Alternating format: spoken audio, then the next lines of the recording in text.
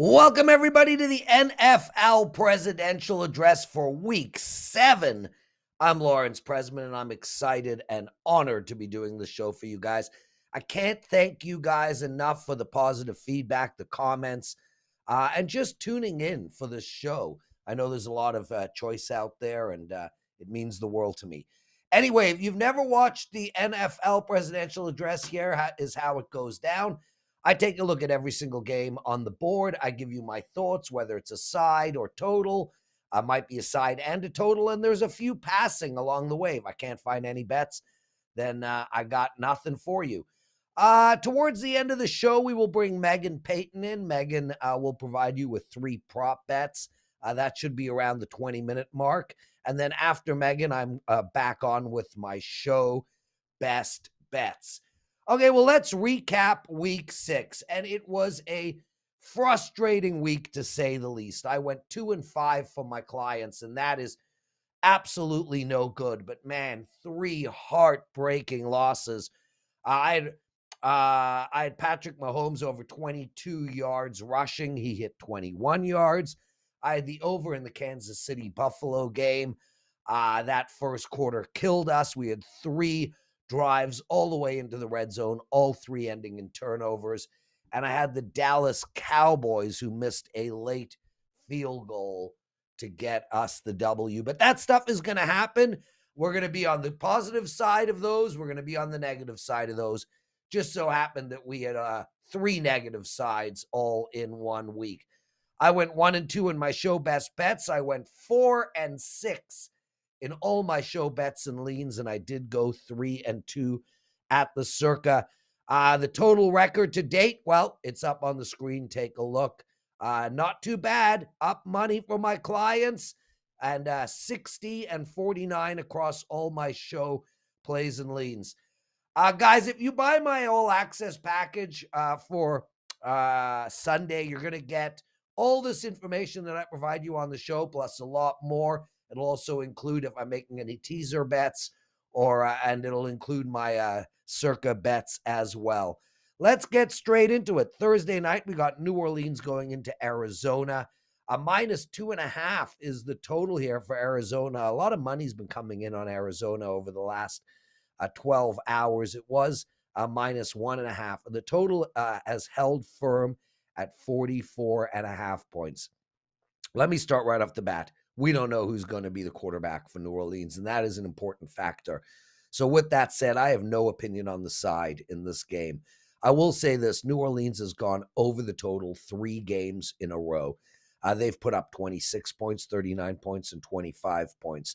Their vaunted D, not so vaunted right now. They let Cincinnati put up 30, Seattle put up 32, and Minnesota put up 28. Arizona, mind you, the opposite side, they are 1-5 to the under this year. 6 games, 5 unders. They're clearly an under team, but Hopkins is coming back, and that might help change things. It certainly will create space for everybody on the field. So what do we do here? Well, with all of that said, we're going to the under. Firstly, it seems like Thursday night unders are gold. That's not something that I truly factor into my handicapping, but it is something that is just an ongoing trend that we have to look at no matter what. The key to the under for me is that I don't think New Orleans' defense is as bad as they have looked in the last 3 games. I think they're much better. I think they're an elite unit in this league.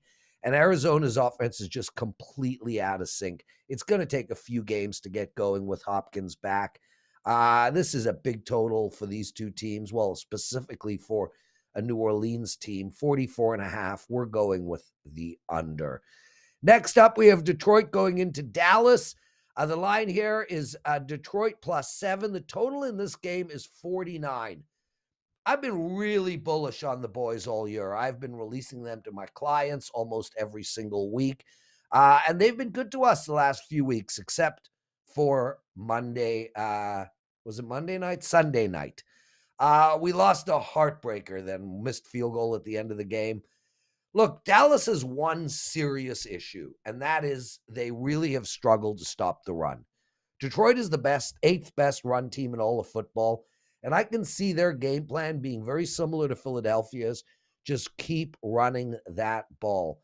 I'm also quite bullish on the Lions. I understand that win-loss record, they suck, but ATS record, this team was gold last year, and they've been gold this year. 3-2 so far this year, which is still winning money, but you watch by the end of the season, this team is going to be one of the top ATS teams in the league. And they're also getting healthier, and there is a chance Swift might play. Take away the game against the Pats, this pesky Lions team is keeping games close. They're playing indoors where Detroit is most comfortable, and they're getting 7 points against a team that really struggles to score and struggles to stop the run. Whether Dak plays or not, I am all over the Lions. Take Detroit plus the 7 points. Next up, we got the New York Giants +3 going into Jacksonville. The total in this game is 42.5. And we played against Jacksonville last week. I took Indianapolis. I released it to my clients. It won. And I'll be honest with you, I'm bullish on the Giants. We were on the Giants last week at +5.5 against Baltimore, and it won. But I don't think this is a good spot for the Giants. They're playing out of division. They're on a roll. They're feeling a bit sassy, as Marco would say. And the Jags have lost 2 games in a row, but they're really better than that. I think this is a good spot to bet the Jags, but I'm going to pass completely on the side. The right bet here is the under. Here is what we know. Both teams are going to rely heavily on the run, but teams, they're going to play slowly. They're going to play methodical. And I think both teams will put up more field goals than TDs when all's said and done. This is a high total for a Giants game. The Giants defense has looked good all year. Barkley's a beast. Under 42.5 is the play. Now we turn our attention to Indianapolis and Tennessee. And well, I took the under in this matchup a few weeks ago, and it held. And when I say held, it was a miracle under. We also played Indianapolis last week, and I told you guys their offense was going to get going, and it did. What to do in this game, guys? Look, I really want to bet Indy here, but I need 3.5, and I can't find 3.5. So I'm going to lay off of the side in this game. Where am I going to look? We're going to go the opposite of where we went in the first matchup. We're looking at the over 42.5. Why? Well, we saw Indy throw the ball close to 60 times last week. We also saw their offensive line playing much better, and we saw their offense just finding a rhythm. As for Tennessee, although they run the ball all day long, they also set up incredibly long play action pass throws with some quick scores sprinkled in with their slow pace. This is a low total. 23-20 gets us over. I think that's the minimum score. I like Indianapolis and Tennessee over the total of 42.5. Remember, guys, we're going to go through every game on the board. After that, Meghan Payton will be joining us to give us some prop bets, and then I'll be right back with some show best bets. Now we move our attention to Atlanta. They're going into Cincinnati, and this game's a total pass for me. I really want to bet the Falcons, and I've been all over them all year. This is a terrible spot for Atlanta, and Cincinnati is finally finding some rhythm. I can't take the points. I can't lay the points, and the total is perfect. We are going to pass.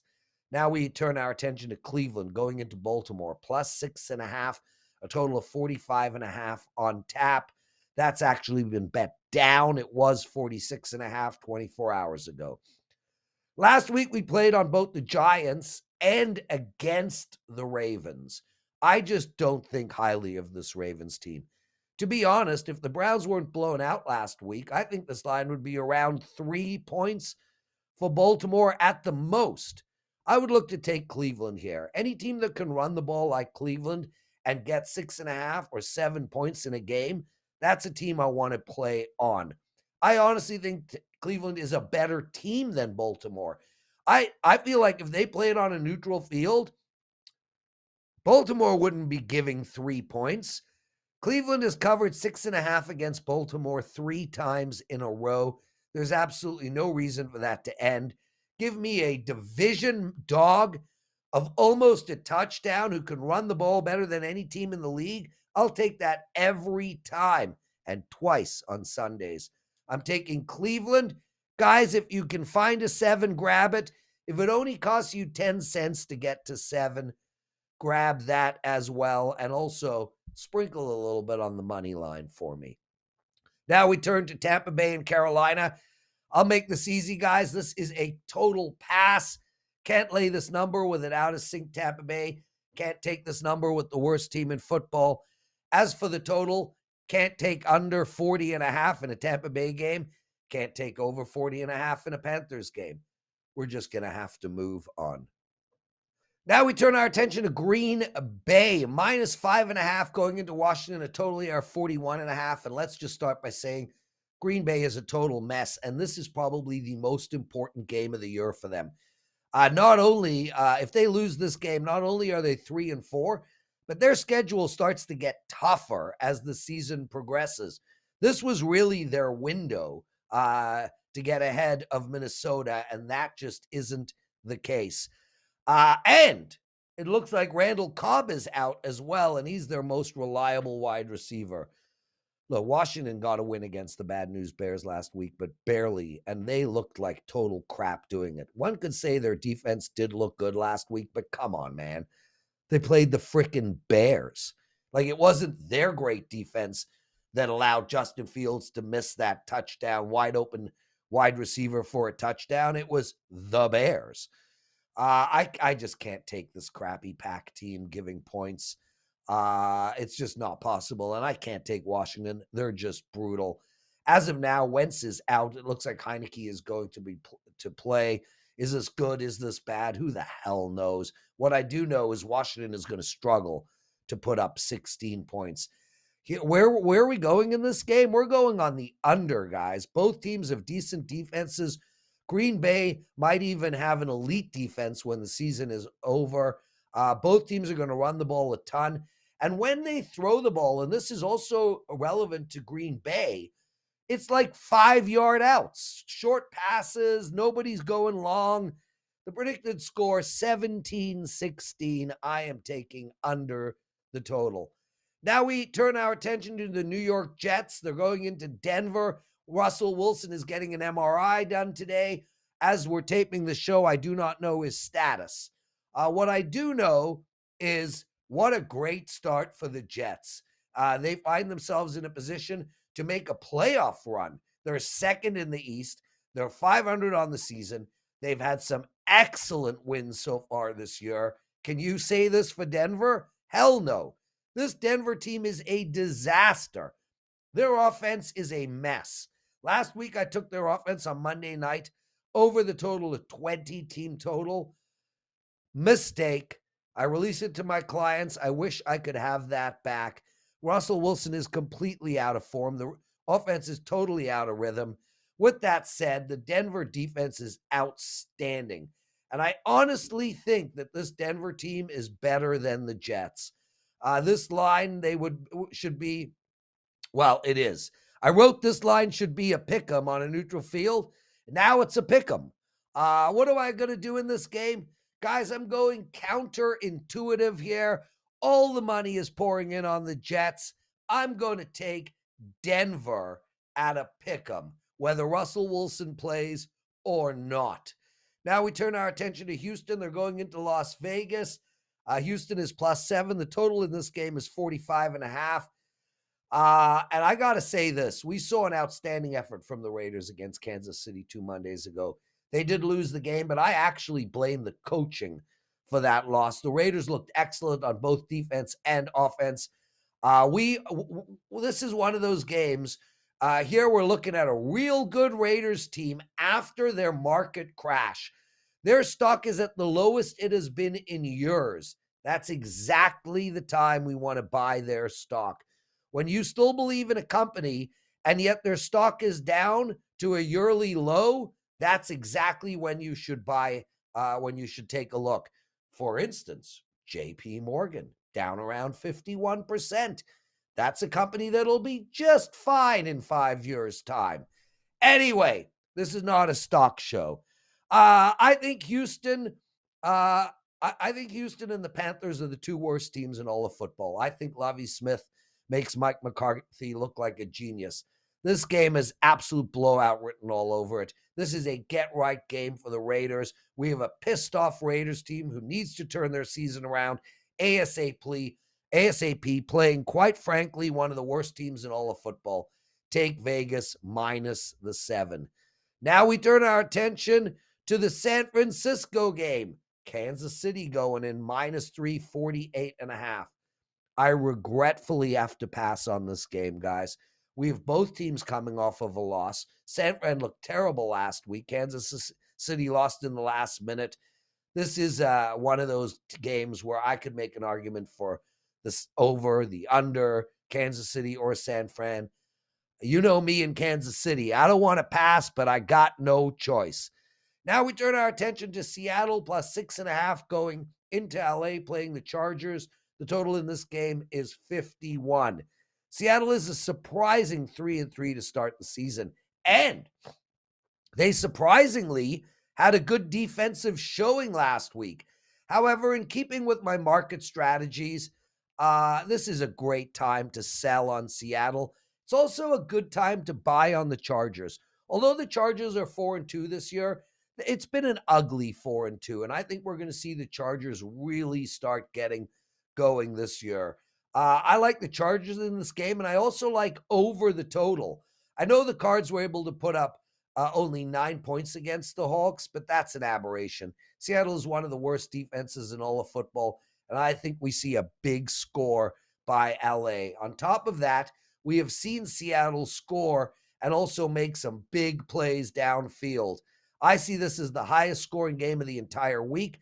I won't be surprised if this game ends 31-24. Take the Chargers minus 6.5 and over the total of 50.5. As for Pittsburgh and Miami, right now, guys, this game is a total pass for me. I need to see what comes about with the quarterback situation in Miami. So I'm passing on this game. And as for Chicago and New England, I might have a play up for my clients, but right now I just have not done a lot of research on this game either. That's it, top to bottom, week 7. It's time for Meghan Payton. Meghan, the mic is yours. Thank you very much, Prez. I want to stick in Thursday night football this week. That is Saints versus Cardinals in Arizona. My first player prop for you, running back Alvin Kamara, over 98.5 receiving and rushing yards combined. The past 2 games, Kamara has averaged 159 combined yards. Kamara is going to be the primary part of this offense against Arizona. The Saints will be without wide receiver Jarvis Landry and wide receiver Michael Thomas. Kamara has been a star in the run game, and the Cardinals are allowing 103 rushing yards per game. Expect Kamara to be a big part of this offense. Take the over on 98.5 receiving and rushing yards combined. Number 2, the Saints will have to rely a little bit on a receiver, and that's going to be wide receiver Chris Olave. Take the over on 5.5 receptions for Olave. Olave has been targeted 8.5 times each game. He didn't play last week, dealing with that concussion. He's going to come back and playing against a really poor pass defense in the Cardinals. I expect Olave to get the ball. He's going to be that second receiver outside of Kamara, who's a running back. I expect Olave over 5.5 receptions. And number 3, let's flip over to the Arizona Cardinals. The storyline for them, wide receiver DeAndre Hopkins is back. Let's take Hopkins anytime touchdown. Hopkins is coming back from that 6-game suspension, and he's hoping to be that spark for Arizona's offense, who keeps on struggling. And with Hollywood Brown being out with an ankle injury, I expect Hopkins to be that primary receiver for Kyler Murray. I like him to be a little bit of a spark. So take Hopkins anytime touchdown. Take Kamara over 98.5 receiving and rushing yards. And take Chris Olave over 5.5 receptions. Those are my Thursday night bets for you in week 7. It's back to you, Prez. Meghan Payton, everybody. We are lucky to have her. You can also see her every Monday on WagerTalk today, 12 p.m. Eastern on our WagerTalk TV channel on YouTube. Now it's time for our show best bets. Here are the 3 bets for our show best bets. We're going with Indy and Tennessee over the total of 42. We're going with the Chargers minus 6.5 And we're going with the New York Giants and Jacksonville under the total of 42 and a half. That's Indy and Tennessee over the total of, it's 42 and a half, not 42. So Indy and Tennessee over 42 and a half. The Chargers minus 6.5. The Giants under 42 and a half. That's it for me. We'll see you next week. I love doing this show. I love reading the comments. Thank you all for your support. Namaste.